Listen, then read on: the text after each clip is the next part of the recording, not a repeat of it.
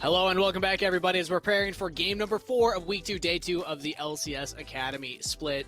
Joshi, that was a really fun game to just watch. We've had 2 really fast ones in a row, but this next one coming up, I'm hoping takes a little bit longer. I'm done with these 20, 25-minute games. I want a actual macro-focused League of Legends games. No more Baron throws, no more Dragon Soul throws.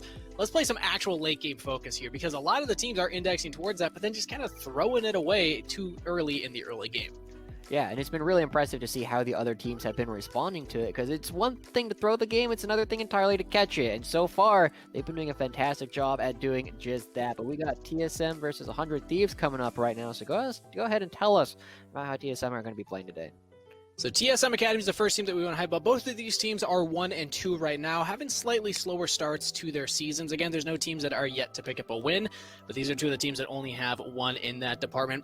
When I look at TSM Academy, especially that last game that they just had against Team Liquid, you got to remember, BABIP was put behind so far in the early game, like just ridiculously far. Wasn't even able to clear the first camp, had to back, go to top, red buff, even had Armeo invade on him early on, but still TSM fought back, made it a pretty close game, and Fizzy as a player, that play was so clutch right there. His Thresh has been very impressive. He peels Jenkins back, then he peels Armeo, making sure Cody-san stays alive.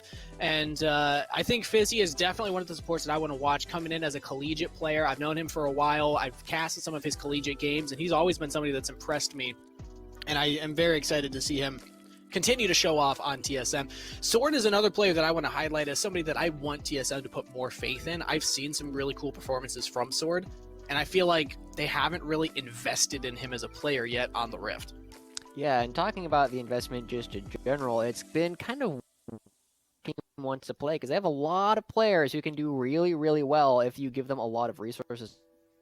But they haven't necessarily they're not necessarily picking individuals. Instead, they are going to be moving around and trying to divvy up resources amongst 4 members, whereas 100 Thieves, they seem to have some idea on how to actually play a lot of this, but as we're going to see on our screen, they can often make a lot of unforced errors throughout the game. We've been seeing Tenacity and Kenvi try and make these plays, and they haven't necessarily been having a whole lot of success, but when they do find the kills, they find them really, really aggressively, and they showed us a little bit of the double Moonstone yesterday that Cloud9 has been playing a lot of. Unfortunately, Andy Bendy not able to stay away from Copy well enough, and once you lose one of those Moonstone players, you suddenly have a lot less impact on the rest of the game. We'll see if they can show us a little bit more as we see this graduating class from 100 Thieves next, suddenly taking on a lot of Academy teams and floundering a little bit. This play right here, Joshi, is something I really want to highlight. Watch what happens when C9 have all their cooldowns. All these ultimates used in conjunction to just slam 100 Thieves.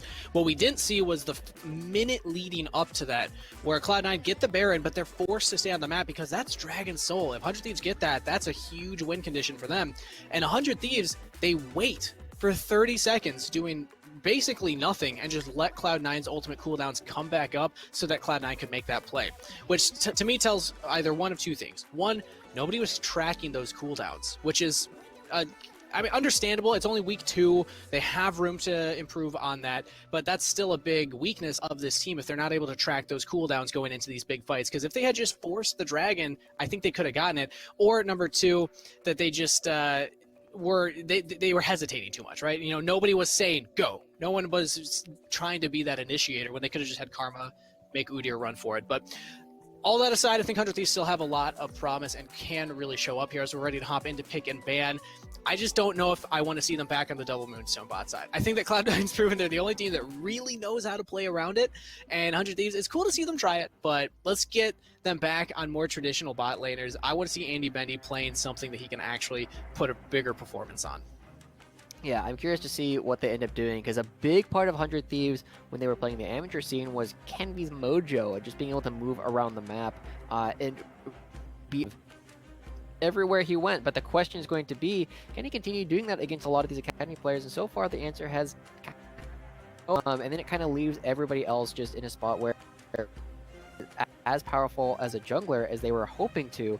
And with the Olaf and Pantheon, the traditional double red side ban coming through, I'm kind of curious where Kenvi is going to be playing this time around, now that there's 3 junglers banned so far, and I wouldn't be surprised if a 4th one is added to the list.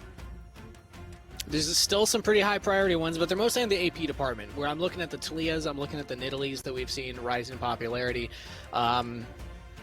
So we'll see if they really want to pinch that pool, but at this point, I'm not super sure. Okay, they do actually take out the Talia, so if TSM Academy with that pinched pool, they could go for it, but no, they want that Renekton instead. They say, we don't need the Nidalee lock-in, we're just going to take the best top laner to pair with her instead.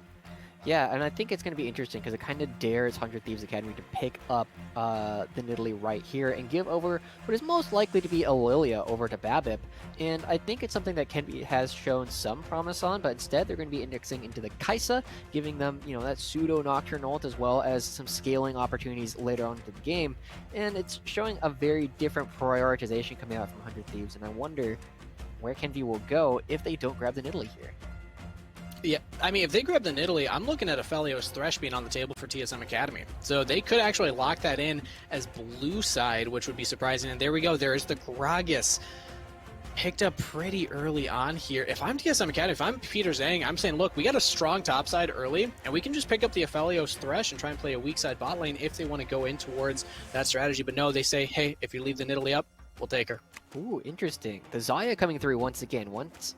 Again, this character has a lot of defensive tools and is pretty decent into a lot of these heavy dive kind of compositions. And now this feels planned coming out for Kenby, right? They pick up the Kai'Sa Gragas and they're saying, we think they're going to pick Nidalee. I'm going to pick the Graves. But it's not immediately obvious to me why that would be such a focus on how they're actually going to be drafting. It's an okay 2v2, but it's not a direct counter. It's also in the game. Yeah, Graves is a Kenby classic, so this is something that's in his wheelhouse. He does love this pick, but you're right in that I don't see it providing that much based on what they've already drafted. Maybe you can just kind of hang out topside and capitalize on the lockdown that a Gragas can provide, but it's not going to be the same kind of power that the Nidalee Renekton provides. So when the jungle pool is pinched that much, you got to go with what's available.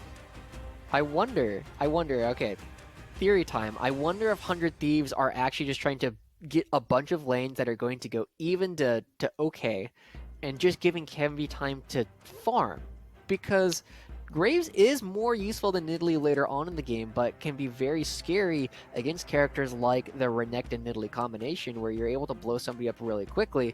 And instead of trying to make a lot of early plays like 100 Thieves have traditionally done with this roster, instead might be saying, hey, let's take a step back. We're going to play for the later stages of the game when we know that our individual power is going to allow us to actually take some of these fights. And they do have the ability to do that if they lock into support right now. I think that's the wise choice here. Alistair is a great pair with the Kai'Sa. Oh, okay, I thought that maybe it just broke for a second there, but we're back.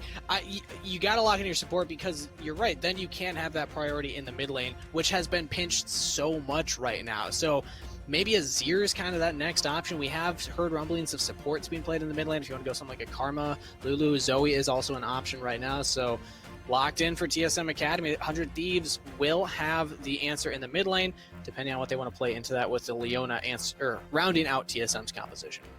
Yeah, okay, so interesting. The Rise coming through. It does okay into the Zoe, but also the Azir does okay into the Zoe. Like, they're both skill matchups. The Xerath would be interesting, but I don't think it Josh, really fits. You know the we're rest of not the supposed to composition. do this. This is casting 101. You don't react to champions being offered.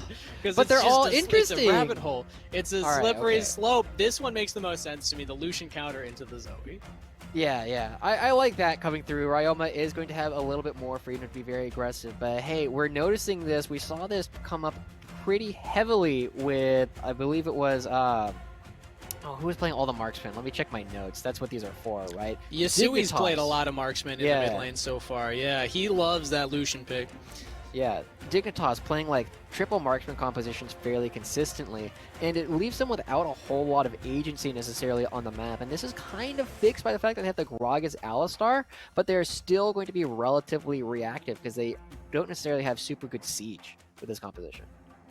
It's still, they got triple marksman, but it's fairly short-ranged marksman, right? Like the Graves isn't that long range. Kai'Sa's got to dive onto you in order to get close up. Lucian's got the culling, but outside of that, you know. So I like the potential out of this composition, but itemization is going to be fairly easy for TSM Academy. I mean, I would imagine Babip, Sword just both grabbing Seeker's Arm Guard. Fizzy is going to just go full armor and have a great time just surviving everything. But we'll see as we load in onto Summoner's Rift for game number 4. TSM Academy taking on 100 Thieves Academy. Both teams find themselves 1 and 2, looking to even out that score line at the end of week 2 here.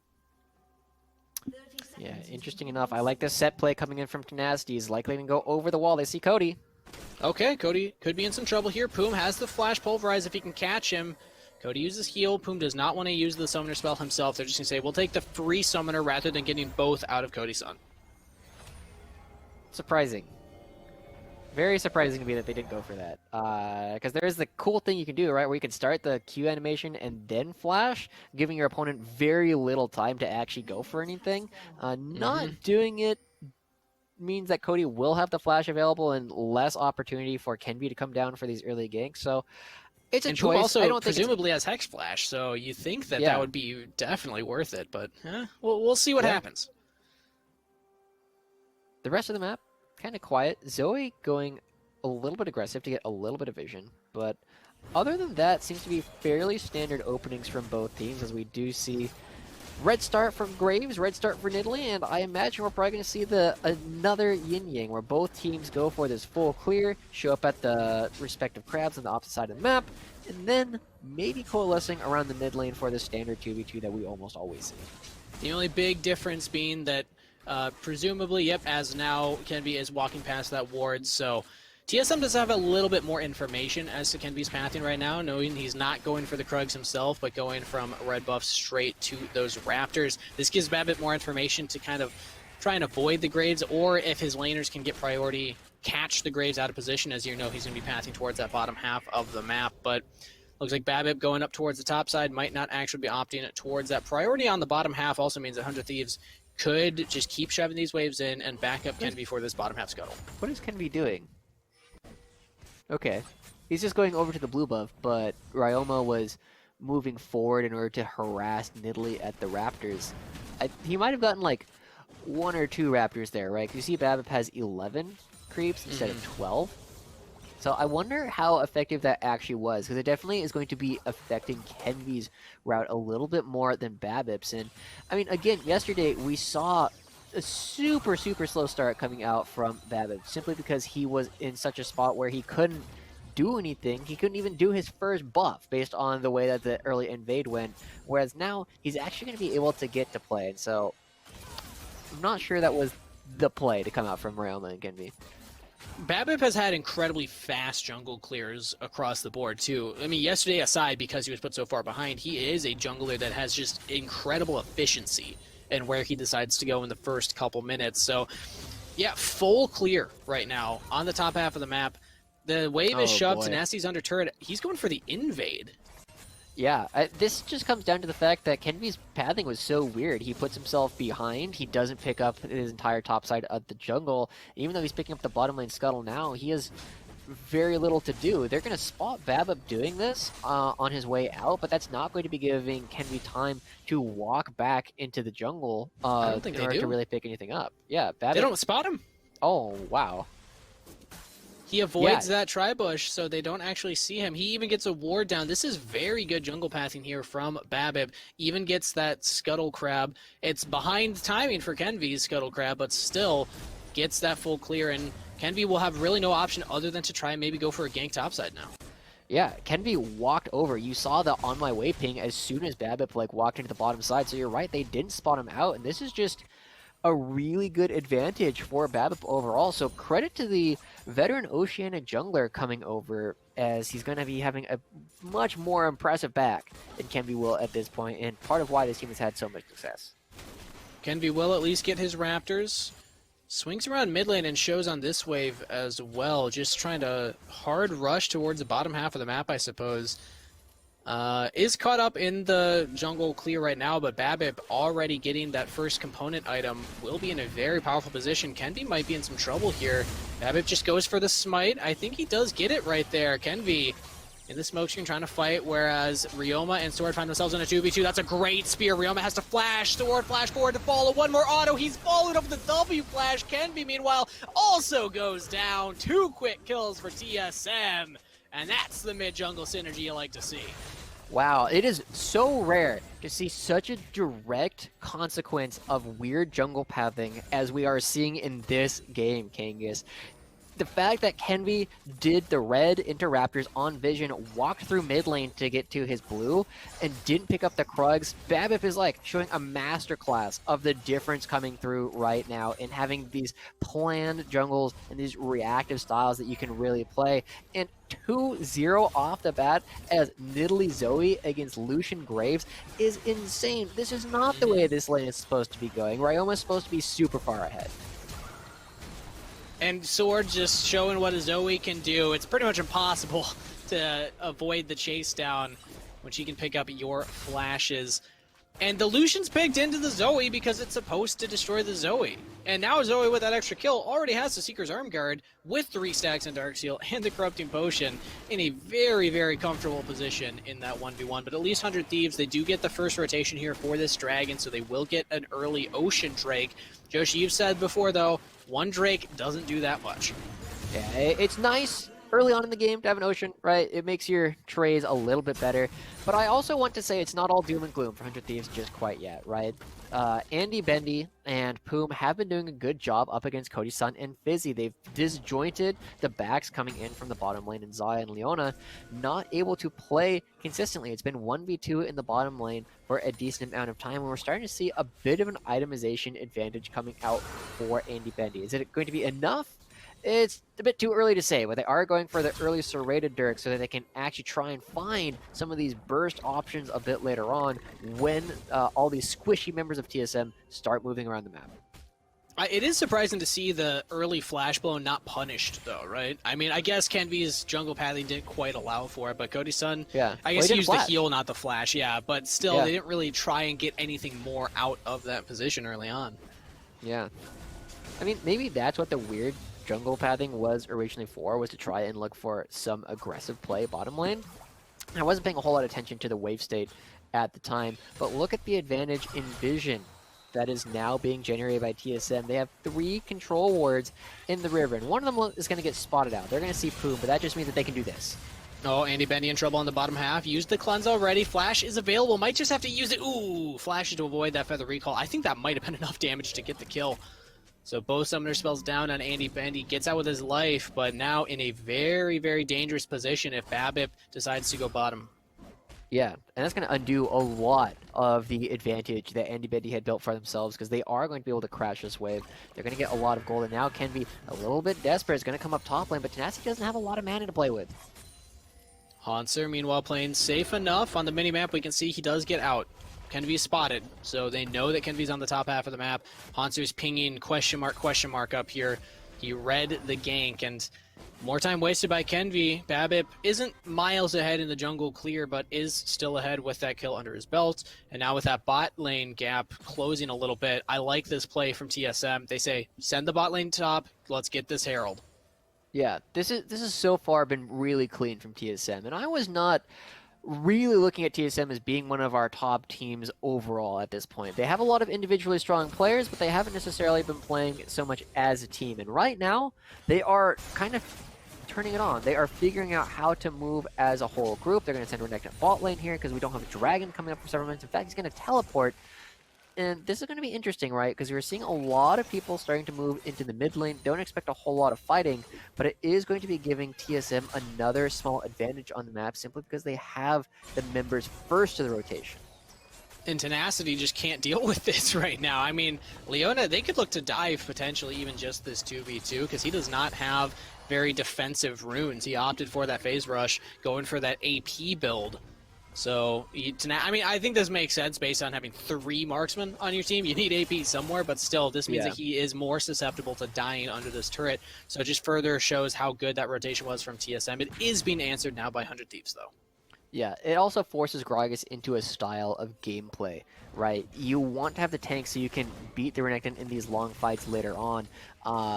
but you want to go AP to actually go for these team fights because it means that you can't really fight the Renekton. Renekton's got too much sustain and is not a mana champion. So the side laning coming in for Tenacity will be a lot weaker. It's a bit of an impossible decision, and right now, absolutely nobody is matching Haunter down on the bottom lane. He's got a 30 CS lead, and he's going to be able to crash another turret, whereas over here, Kenby backing away means that there's not actually an advantage being picked up for 100 Thieves over on the top side. Haunter actually doesn't opt for a plate. I thought he was just going to keep pushing the lead. I was like, oh, that's at least one more plate going over to Haunter, but he backs. Let's see where he decides to path here. He went towards the top half at first, then bot, then okay, they're communicating. Where are we going? Where are we putting our players? But meanwhile, mid lane, Sword. It's a good trade onto Ryoma right there. Man, this is not what you expect from the Lucian Zoe matchup. Sword's played both sides of this matchup, by the way. Day number 1, he played Lucian into Zoe. He lost that side of the matchup, and now again we're seeing the Lucian lose. Yeah, it's rough, but I really like this kind of carnival style of gameplay coming on from TSM. Not because they're clowns, not today, but rather because they're currently going around the carousel, right? They're constantly rotating their bot lane, top lane, and now they have switched back. The bot lane is now here just in time for the dragon. That means Hunter Threes are going to be a little bit late to the rotation, right as Babip also crashes the Rift Health to the bottom lane, giving over a ton of gold to Xayah. So they are playing this macro game really, really well, and I really want to draw attention to that because it is a major part of why they're up 3,000 gold despite only getting 2 kills. Josh, you said at the beginning, all the players on TSM like gold. They all feel like they're carries. They all feel like if they're invested in, they can carry the game. Well, luckily enough, they're all getting gold this game. This is pretty much best case scenario for how TSM wants to play. Haunter ahead in CS. Cody-san given the free plays bot side. They group for the dragon, and yeah, there's nothing Hunter Thieves can do. Kenby goes for the steal, but that's just a Hail Mary right there. Yeah, I mean, he tried. I was wondering why he was sticking around because it's such a difficult steal opportunity. But as you said, everybody on TSM looking really good right now. They're moving as a team. They're playing as a team. They're rotating. And we'll see if 100 Thieves can do anything because they are starting to, lose the advantages that they had. The bottom lane, Andy Bendy, is not far enough ahead of Xayah to necessarily carry throughout the game, and these triple marksmen, like we previously pointed out, are going to really struggle to deal with Fizzy and Haunter in the front line coming up very soon. And lastly, because they're all so short range, how are they going to deal with Nidalee Spears and Zoe Bubbles? They're not. Yep. And the engage range of the Leona ultimate, the triple Moonquiver brothers. Can they pull it off? They're two brothers and a sister, I suppose. Yeah. High noon. Somewhere. Somewhere, I guess. Yeah. Probably. Getting back into the game here. Mythic items being hit by TSM, not hit yet by 100 Thieves. So that's the big thing I wanted to point out there with that comment, is that TSM are just in a really strong position. Even though there's nothing to take on the map necessarily, we can look at the gold spread right now and just see it's not like one player is fed. It's across the board. They're all ahead, which means it's that much harder for 100 Thieves to deal with because they can't just say, oh, pop that one fed member. Yeah. Yeah.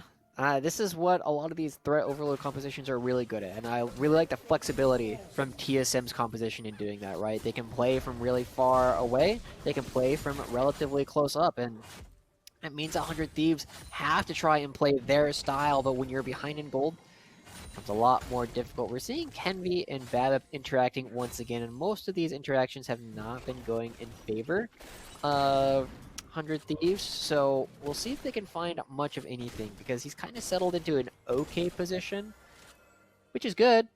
He scales. Again, this is kind of what you're talking about. Maybe 100 Thieves' game plan was just let Kenby power farm. Let his Graves start to come online, be a little more useful. Ooh, interesting. I thought that maybe Kenby would go for the Gale Force build, but instead the Immortal Shield Bow. I was right. It is Immortal Shield Bow this time. I maximized the screen, so it's bigger now, Joshi. I can see these. But this means that it'll be a little more drain tanky as the Graves. Yeah. Oh.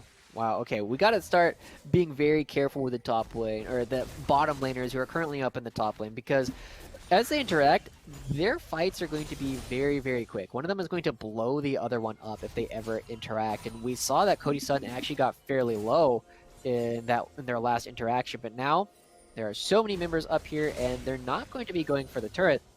At least not directly. You're going to pick up the Rift Herald first. They don't want It's to not hard I commit lied. to the dive. There's Alistair there to play bodyguard for Andy Benny, plus all sums up. So this makes a lot more sense for me. Just get the objective instead, but do they actually commit for it? They're pulling it out, and Ryoma and Genvi are in the neighborhood, so they could look to contest. I think TSM can look to get these fights, but they want to make sure that they have all of their mythics online first, right? You see a bunch of them sitting with a bunch of components. When they have an opportunity to go back and buy all of these, they will be looking very, very strong. But this is a little bit scary. They do have a lot of damage heading down to the bottom side of the map, and Hanser, that's a bit early. Ooh, that's a lot of damage in onto Renekton and Tenacity. Showing the power, the burst of the AP Gragas. Doesn't need the Mythic because he's got backup. Hanser in a very precarious position. Let's see if he can outplay this. Has the dominance, has flash, goes in on Tenacity. But Tenacity was not taking that turret, so no follow-up. It's just a kill picked up by the Thieves. Yeah.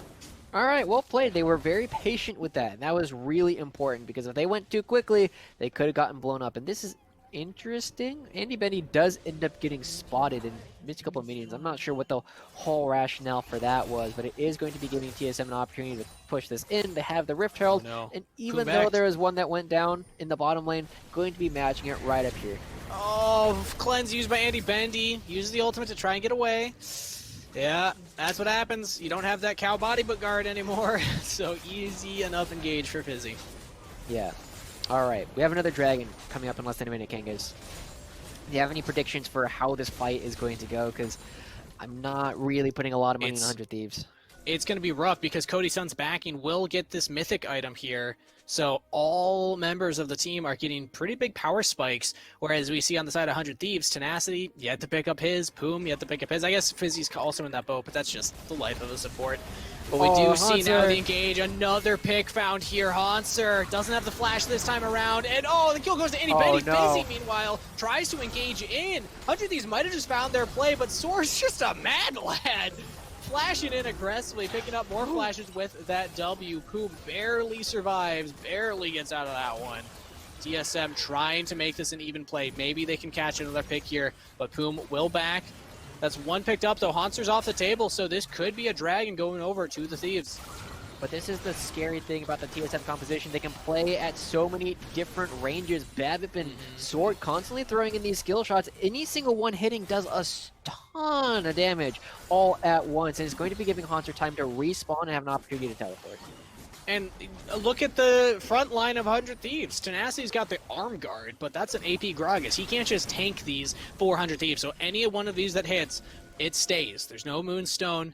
There's very little ability to heal back up, so 100 Thieves say, yeah, we will look for a reset rather than contesting that dragon. We're not going to force it. We got to catch these waves. Yeah, and they're still missing ultimates, so it becomes basically impossible, but they might be able to find a fight. TSM actually haven't started hitting the dragon just quite yet, so we'll get a replay of this, and ultimately, it's just a simple catch. Hanser is the one who has to go check all these places, but he doesn't have friends here yet. Fizzy and Sword show up towards the end, but both Zaya and Nidalee are still coming out of base, so, you know, he does have to come check this area soon, but just did it a little bit too early. And 100 Thieves played that pretty well with the pick. They were a little hesitant on what to do after that. It didn't seem like they wanted to just go for the dragon right away or go for the mid lane. They were a little split. And at the end of the day, they don't really get much for that pick. TSM, meanwhile, get that mid turret. They get that dragon, so it's a pick on a Hanser, but it really doesn't mean much for the Thieves. It doesn't. I mean, they keep him down, which is nice. You know, you just have a little bit more gold in your pocket, but you're still down a respectable amount at this point in the game. It's not enough to end it outright, but it is very dangerous because you're not getting all of these members with the Gale Forces ahead. Andy Bendy has 1 kill, Ryoma has 1 assist. They are functionally even in CS across the board, and they're going to be, again, we keep coming back to this, as T goes to infinity, Zoe is going to kill you. You will eventually get hit by a bubble, you will eventually mess up, and you will eventually die, and TSM will be able to laugh all the way to the bank with it. TSM, with their range advantage, have been playing this transition to the mid game very, very well, playing the mid game very well. And so far, 100 Thieves just haven't found their opportunity to really pop off, right? I mean, when you look at their composition, you see the triple marksman, you see the potential for them to really blow somebody up if everyone can target them, if Poom and Tenacity can find that clutch engage. But when TSM are playing from such a long range, they just can't find that. So it'll be really, when I look at it, I expect more of a mistake from TSM or some kind of crazy flank coming in from Poom or Tenacity to really blow this game open, because you're right, it's not over yet. There is a chance that 100 Thieves can still turn this one around, because we really haven't had like that back-breaking play yet. And so far, I mean, Joshi, I was saying I want longer games. Those last two, way too fast. I think this one's going to deliver. What do you think? I think we're in for a long haul here, Kangas. I don't know what they're actually going to fight over. I'm trying to figure out what these teams have decided are the big things to go for, and it's not been obvious. Like, they've been looking at the Dragon, it's like, yeah, I think I want it, but it's not like this big thing that both teams are looking to fight over. They've touched on the Herald. I think they ended up splitting those this game. And eventually, like, some team has to decide, okay, well, we want this badly enough, and I know you want to not give it badly enough that we're going to fight over it. But neither team is doing much. Well, because TSM can't necessarily just rush objectives. Like, if Dragon spawns, they can't just burst it down. They have to play with the range and try and poke out the Thieves. But if they get too close, 100 Thieves have a great engage tool plus the triple marksman composition. It's really hard to predict what's going to happen as we are preparing for this next big fight, because eventually they have to do something. They have to interact with each other. That's just the nature of League of Legends right now with the Soul and with things like Baron on the table. So we're transitioning to the later stage of the mid-game, getting towards what we would consider the late game as 2 items, approaching 2.5 items for some of these champions. And that clock is ticking down. But let's do a quick recap. Let's take this opportunity, Joshi, to really start grading some of these players, because it's still early on in the season. Okay. And we highlighted 2. We highlighted Sword, we highlighted Fizzy going into this one. So on TSM's side, how do we feel that they've been doing so far? Like, do you expect more from them? Do you wish that they had done anything differently? What would you grade them? It's hard to say, right? Because we don't know who was the one who was making the decisions today. As a whole season, I think I'm gonna give them both a B, right? Like, they're doing good. They are not just the average C. They are having opportunities to make plays, but they haven't necessarily been converting them into actual victories, right? They are laying the groundwork, but I still need to see a little bit more literary analysis coming through before I can upgrade them to the next level. Sword in particular is somebody that I think that applies to a lot. You know, he's had some pop-off performances, but really hasn't had the economy to show, yep, I'm a key carry on this team. And this time around, got one of those early kills, you know, had a decent matchup against Lucian, and I want to track what kind of Zoe plays he's able to find, because Zoe is one of those plays where on the right, you know, player with the right skill expression, you can do some ridiculous things. So we'll have to track that. See maybe if you can turn that B into an A after this game's performance. Let's go over to 100 Thieves then. What do we think about them? Overall, I've not been particularly impressed with 100 Thieves, either today or throughout the course of this split, right? We've been seeing a lot of unforced errors from Tenacity and Kenvi in particular, because they tend to be the ones on screen trying to make things happen. And on the one hand, I appreciate the confidence. On the other hand, you also really need to be able to do things with that confidence. Otherwise, you're not going to do a whole lot. And I actually, you know, if a C is average, I feel like they've both been getting a D from me so far. Oh, the first D grade that I've heard.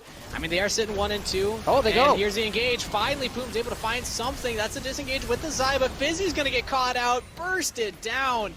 Meant to be the front line, but not quite. Now Haunter's joined in, teleported where he didn't want to be. Kenvi jumps in, takes a huge paddle start to the face, but Drain tanks through it thanks to that build. That Immortal Shield Bow put in work right there. And all right, TSM looking to get find themselves on the back foot. Extra credit here, Kangas. Right off the bat, as soon as I say, they do that.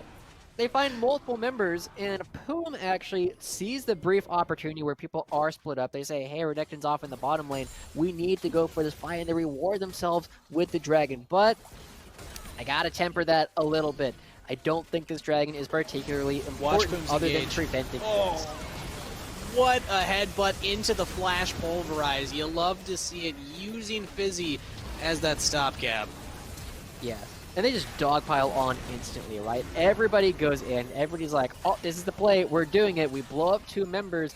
And they're both the tanky ones, right? They're not indexing into a whole lot of armor or anything. They're not trying to get onto this backline because they're just like, no, these are the people we can hit. And we're doing a good job of that. But we're still 2-2 in Dragons. That's not a big deal, right? Neither team is going to hit a Dragon's Soul this game. We've had such a big lull as we've been in this mid game here. Finally, we get that explosive fight, but you're right. At the end of the fight, we kind of feel like we've just returned back to right where we were. Nothing to fight over anymore. Both teams content to just grab these waves, and we're just maybe waiting for that next dragon. The one thing I will say is triple marksman composition. 100 Thieves can take this Baron quickly, but it's actually TSM that start up the Baron. Okay, okay. This is interesting. Trying to pull people over. Where is Hanser in all of this? Because he kind of needs to be here for this play. Otherwise, they might just get flopped. They're committing. TSM, they might just take it. The smite is true. TSM just get a free Baron. 100 Thieves, let's see if they can punish now. They got to pick up at least 2 to 3 members to really make this worth it. They get the 80 carry. That's a good start. Fizzy will also fall buying time. 2 Barons are taken off the table, but overall, TSM walk away from that thinking, yep, heist successful. Yeah, that was really good. And very surprising, too.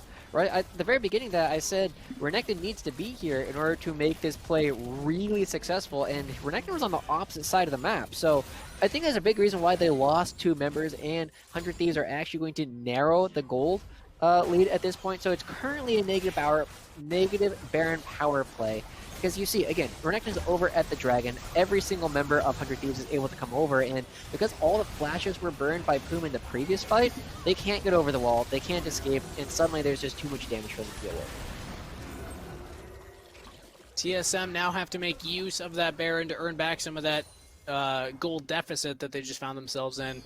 They were 2k ahead before that Baron, now they're only at 1k ahead. But with that Baron comes opportunity, comes potential. They still have the Renekton side laner. They still have the poke of a Nidalee Zoe that can really follow up if Renekton's creating this pressure. And Renekton, crucially, does still have that Baron. Not one of the ones to go down, it was just Cody Sun and Fizzy. So I feel like there's still a lot of potential here for TSM to make this worth it. Yeah. Interesting. I heard a ghost come through. Oh, it's Sword because he's got the spell book. Got it. All right. Okay. This is what I've wanted from TSM Poom for a while. He's stuck. Poom's stuck. He doesn't have ultimate. He has to go in right now. Oh! Babip with the pop. The explosive damage. He might just go down here. Oh, it's not enough tenacity. Get just a little more AP. Might have been able to actually get that kill onto Babip. But TSM pick up a kill onto that pesky Alistar front line. Hey, Kangas, they realize they have an insane siege composition and they're sieging. What? Whoa! That's crazy. No way. They finally Sieging did with it. Baron? It's unheard of. Absolutely unbelievable.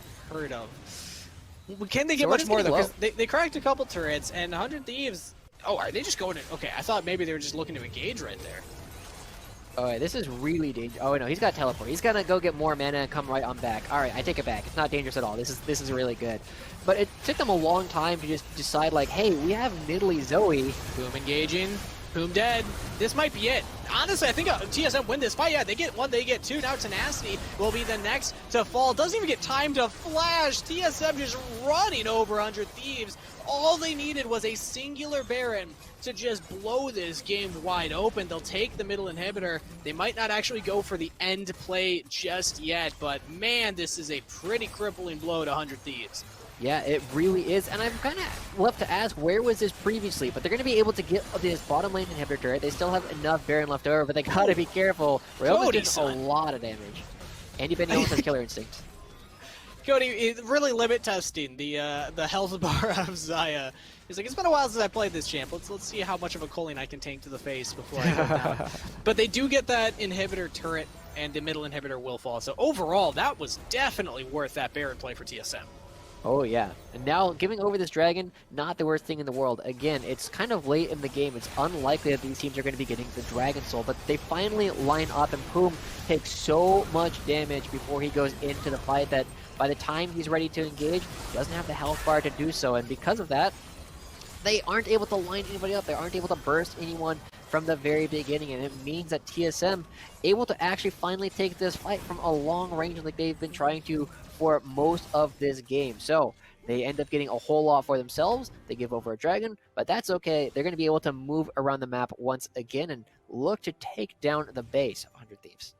And if I was reading that play correctly, I think Andy Bendy actually had an opportunity. It would have been crazy. He would have needed to use Flash, but he could have maybe gotten a double assassination on a Cody and Sword, because that explosive cast from Tenacity did a ton of damage, and they were both below 1/4 health. But end of the day, 100 Thieves at least hold on to the game. They haven't lost too much of their base. It's just supers pushing in mid, which they can just keep funneling on to any of their marksmen really at this point. But now 100 Thieves fighting for their own jungle. TSM do not want to give it to them. They're looking for this red buff. It is secured by Kenvi.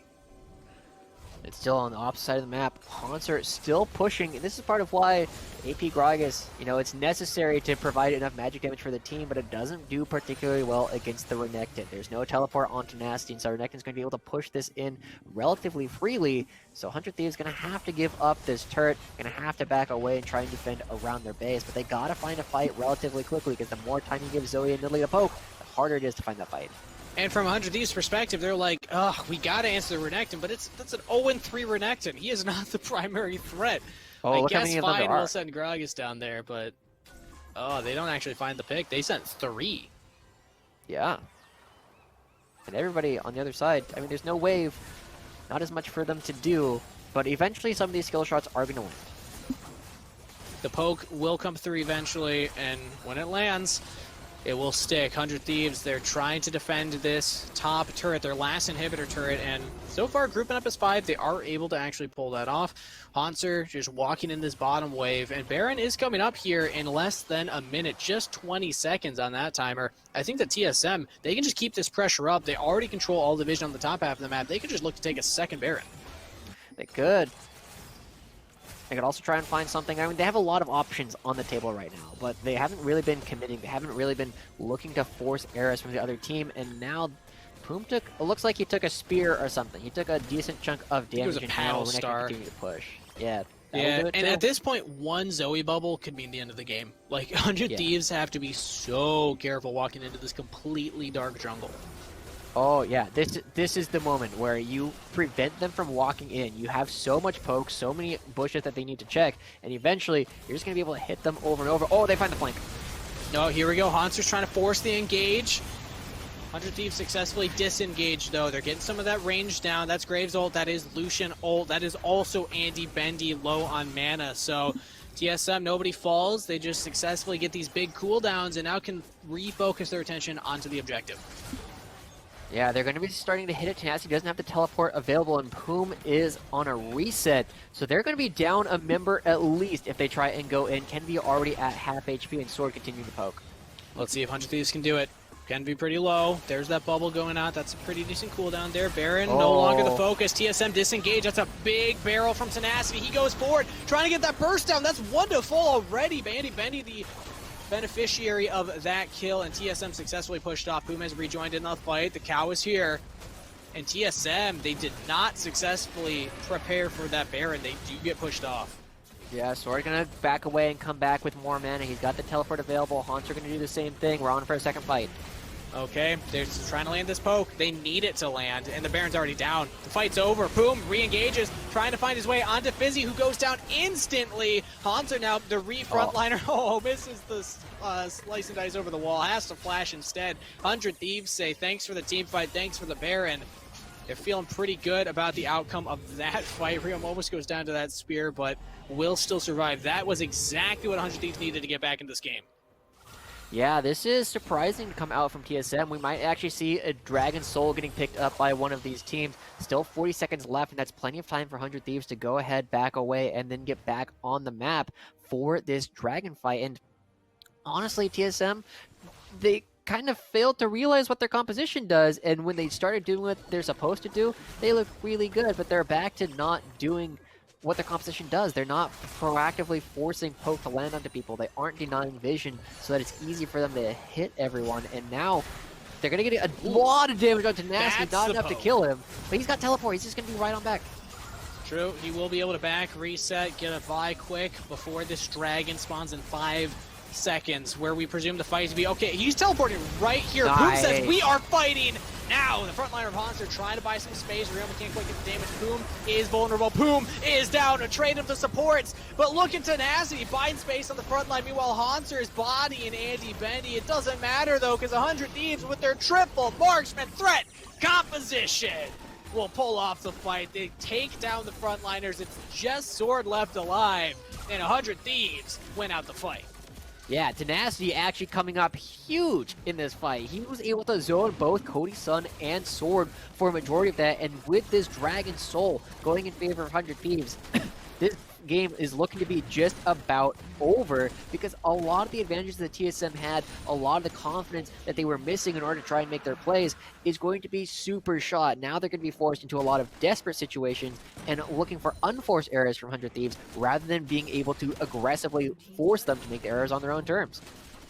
And you can start to feel what the triple marksman composition does at this point in the game. All 3 of them can shred down Fizzy. Fizzy's job is actually very hard right now because he's got all this poke that needs to land before he goes in. Once he's in, he's just dead. Like, there's nothing. Yeah, you got your W. Yeah, you got Aftershock, but triple marksman will still just wreck you. And watch Poom's engage right here. He says, we're fighting. We're fighting right now as soon as that teleport starts channeling.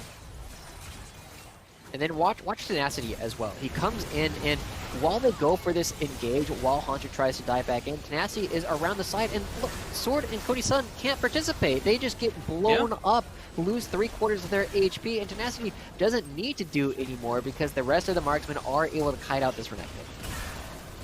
And now another fight's breaking out. Already one picked up. Cody Sun gets the kill onto Poom. Triple marksman still on the table, but they don't have that cow frontliner. It's just Tenacity, a trade of supports yet again. Man, it is not a good time to be a support player on the Rift. Fizzy and Poom really putting in work with the gray screen timers here, keeping their teams in this game. Not sure what started that fight off, but the Mountain Dragon Soul is on 100 Thieves. They have that extra bit of tankiness, and they will disengage. Yeah, this is looking very rough for TSM. They want to be creating proactive siege situations rather than reactive ones, and it is so dangerous for them at this point because Ryoma can do things like this, chilling out on the sides, and as long as he doesn't get hit by this bubble, yeah, he's going to be able to get out just fine. And Kangas, I'm a little bit worried that we might be going right on back to a lull state where neither team really wants to do anything because they just want to wait for these objectives to spawn. And I don't think 100 Thieves wants to fight for this dragon because that's a way for TSM to win. I was going to say, you say that, but if you're 100 Thieves right now, you already have the Dragon Soul, you already have triple marksman with 4 items apiece. I guess not quite yet for Ryoma, but I actually like this from Andy Betty, opting more into the AP himself, so going kind of old school with that AP Kaisa build, but they're ready to fight with their composition, and if they win a fight, they can just end the game. We're at that point where you don't need Elder Dragon, you don't need Baron to close out the game. If you just get a clean, couple pickups here, you can just force the end. All right. I like Poom threatening around the side, looking to be aggressive and force TSM away from the turret because you never know when he's just going to flash over the wall. But now as things kind of reset once again, they're not actually hitting the turret. Like, this is the thing that worries me as I watch these teams, is that they aren't actually pushing any of their advantages. They're kind of just waiting for things to happen, and that should favor TSM, but TSM aren't doing anything with it either. They haven't landed the right poke yet. They're starting to, they're trying, they're throwing it out there, but at this point, I think Poom can tank up enough of it. I think even Tenacity can just kind of heal through it. If it hits Kenvi, just a couple autos with that Immortal Shield Bow will heal all that back up. So their targets for the poke are getting limited. Plus, of course, there's that Mountain Soul. Sleep. So one sleep hit, but not going to be enough to really start the fight on either side. TSM cautiously walking forward. Do they want this? That's a big explosive catch. Watch for Poom on the flank. Watch for this Alistair. This is a huge play. He gets onto the backline. Hansen trying to buy some space. Flashes away. Poom will sacrifice his life for this, but Andy Bendy jumps in now. Can't quite find the plays. Hansen has bought so much time, but look at this Kaisa. Andy Bendy goes gold and buying more time for the team. Tenacity jumping forward. The rest of the marksmen say, you forgot about us, TSM. And a clean ace, only trading their support. 100 Thieves win the fight. Wow, that should be the game. They gotta wait for this wave to get here, but they have the teleport from Tenacity. They have 3 marksmen. There's no way these structures are going to survive for a whole 30 seconds, as 100 Thieves are going to finally walk this one in. And it hasn't been super clean, Kingies. I've not been particularly impressed with the gameplay, but a W is a W, and they're going to move up to 2-2. A triple marksman composition working on Summoner's Rift for LCS Academy. 100 Thieves, they had to work for it, but they got that W, ending their week 2-2. TSM, meanwhile, still 1-3, searching for that even scoreline. Congratulations to the Thieves. They held on. That did not look like an easy game for them. They were struggling as we were transitioning to that early game. Yeah, it was a very interesting one to watch, right? Because you look at TSM, I kept saying, proactively siege. You got Nidalee Zoe. Didn't do it. By the time that things really turned around and 100 Thieves were in control of the game, the people that I was saying, it's like, I don't know if I'm particularly impressed with these guys right now. Tenacity and Kenvi really turned it on. Tenacity had huge team fighting wins, and Kenvi, of course, getting a quadra kill at the end to win it all, really kind of showing us, you know, the variance that comes out in this academy level. You see a lot of players trying to go for plays, and when they work, they look like geniuses. And keep in mind, Tenacity was hard shut down in that early game. That was a pretty rough first couple minutes playing the Gragas topside, but showing up when it mattered. The AP Gragas, we saw why it's so strong. He built Secret, was still able to think up a lot of what Renekton was trying to output against him in that side lane, and then was just able to pop people. I mean, it was the poke composition coming in from the side of TSM, but honestly, Tenacity's poke was also pretty annoying to deal with. When he threw out that cask, you noticed it for sure. So we're going to send it to a short break before we get back for more LCS Academy action coming up after this. You're not going to want to miss it. We got one final game for the day with CLG Academy looking to take on their rivals. In 1 second, I don't have my, there we go, Immortals Academy. There's only one other team that hadn't played today. I should have had it on command, but we'll be right back.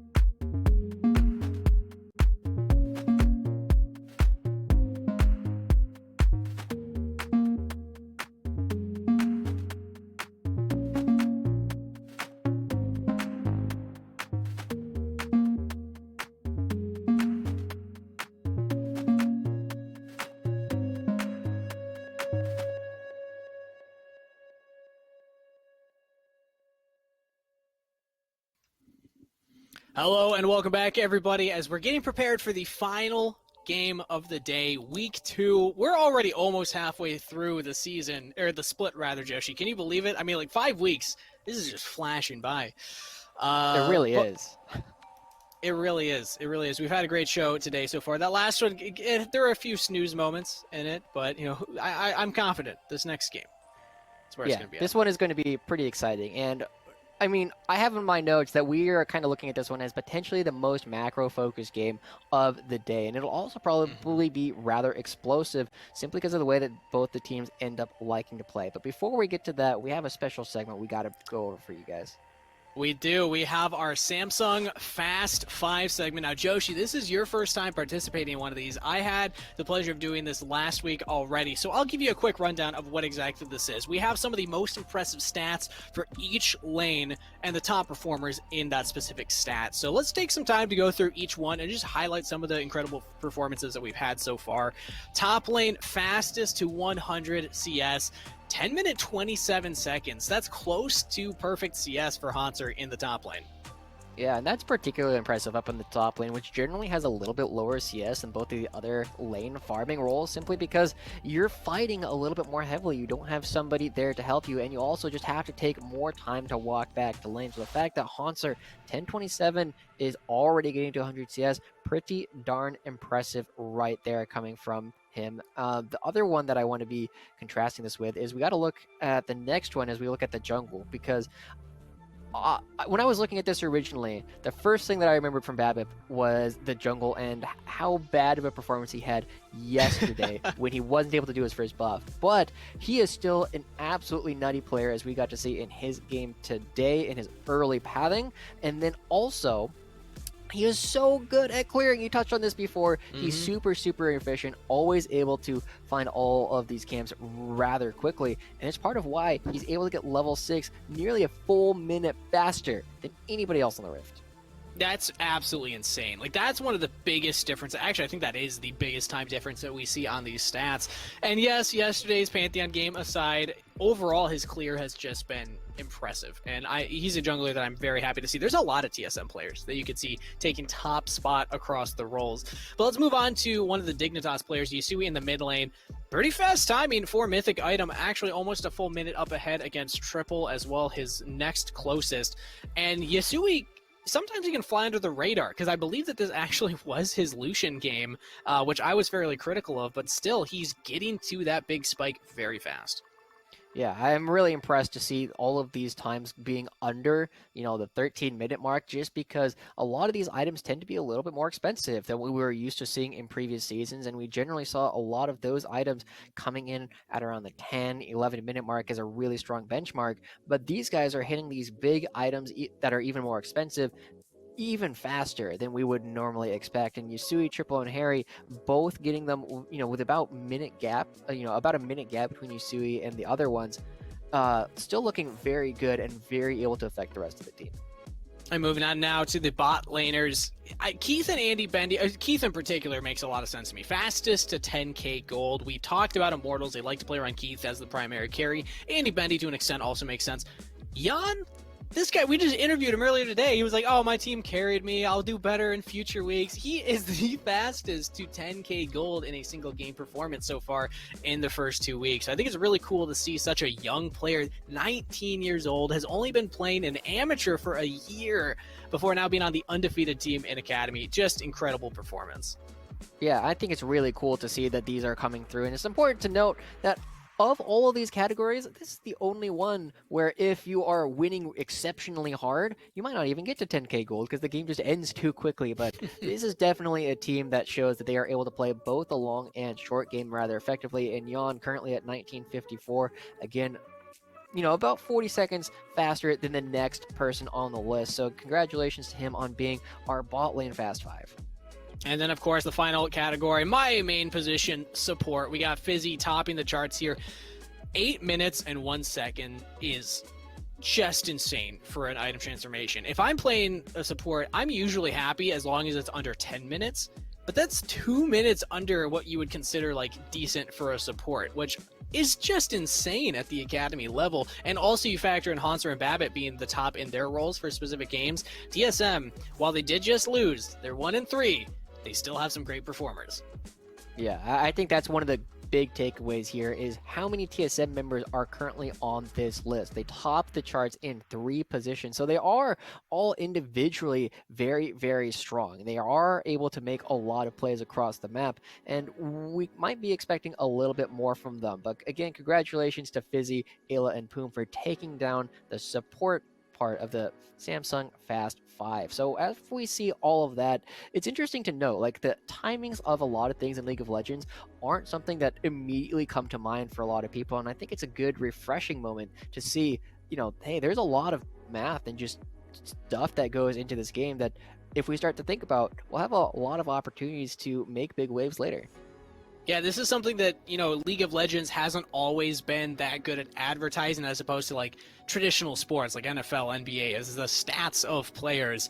And some of these stats are pretty impressive. It's cool to watch what specific players are good at across a split. So excited to keep bringing you this each week. And if I couldn't be more wrong about not trusting Team Liquid as the best. They did have 4 players in the top 3 in those categories. So congrats, Team Liquid. You're still undefeated, and you're really showing up as well. That's going to be it for our Samsung Fast 5, though. We're going to send it over to another very brief break before we get ready for our final game of the day, Counter Logic Gaming Academy versus Immortals Academy, to round us out in Week 2. You're not going to want to miss it, so don't go anywhere.